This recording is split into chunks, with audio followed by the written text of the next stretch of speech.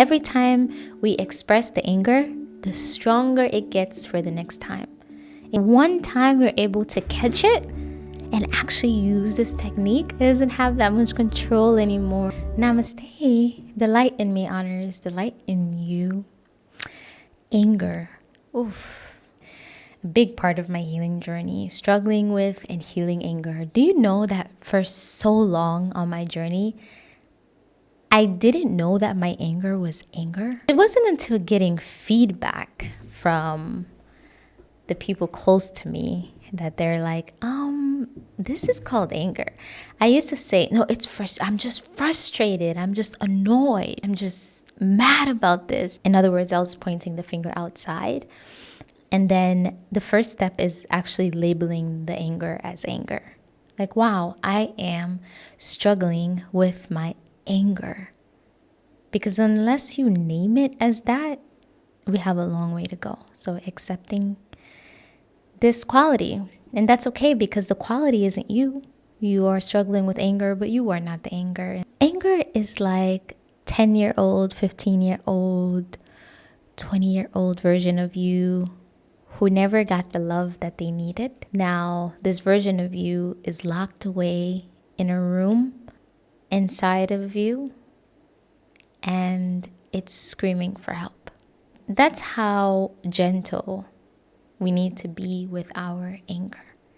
Just imagine that it's a child who is trying to receive love for the first time, but doesn't know how to ask for it, but instead is destroying the things around it. So we want to approach anger with very delicate hands, very loving hands, very warm hands. We don't want to attack it, right? Because it's just going to respond even louder and more aggressively. So instead, we say, anger, I know you were there. I see you. It's okay. When we're struggling with anger, part of our brain actually shuts off. So one technique is labeling the things that you see.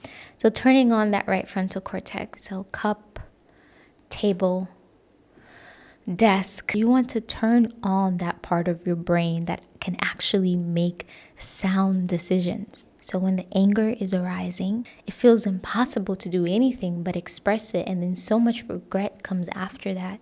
And so we have to practice. We have to practice taming it, because otherwise it will destroy our bodies, our immunity. It will make us sick.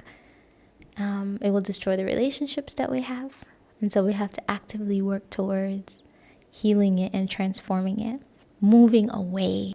I know it can be really hard because I experience it. Like because we feed our anger, right? Though we don't want it, we actually encourage our anger by staying involved in the situation. So take time, move away, go into a quiet room, into a quiet space, sit down or lay down, never stay standing up.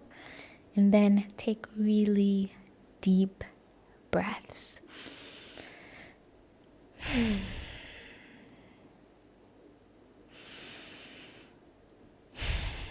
Deep breath through your nose, exhaling through your nose, or exhaling through your mouth. This will calm down the body, calm down the mind, and also calm down the anger. Anger is one of the most non-virtuous seeds or emotions that we have, because it destroys everything, and we cannot take back the things that we've said. We cannot take back the things that we've broken. We cannot take back the things that we've done. We can say sorry, but that does not really fix the situation. So to prevent ourselves from hurting ourselves and also from hurting others, like run. Yes, run as if you saw a tiger. I think you have to really go to that extreme. You see the anger arising, just leave before we say anything, before we do anything, before we break anything. And then we sit down, we lay down, and we take deep breaths. Breathing in, I notice my anger. Breathing out, I calm my anger. Breathing in, I observe my anger. Breathing out, I calm my anger. And then little by little, we will become more calm again, find that balance again. And the more that you do that, you nourish the seed of calmness within yourself. You nourish the seed of happiness within yourself. And then the seed of anger becomes less and less and less because it isn't getting any food to feed off of. Every time we express the anger, the stronger it gets for the next time.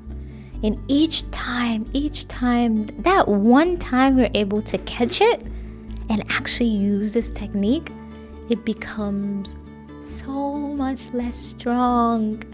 It doesn't have that much control anymore. And the more you do that, the smaller the seed becomes, smaller and smaller and smaller and smaller, until you can express your feelings and your emotions like an adult with strong emotional intelligence and loving communication skills.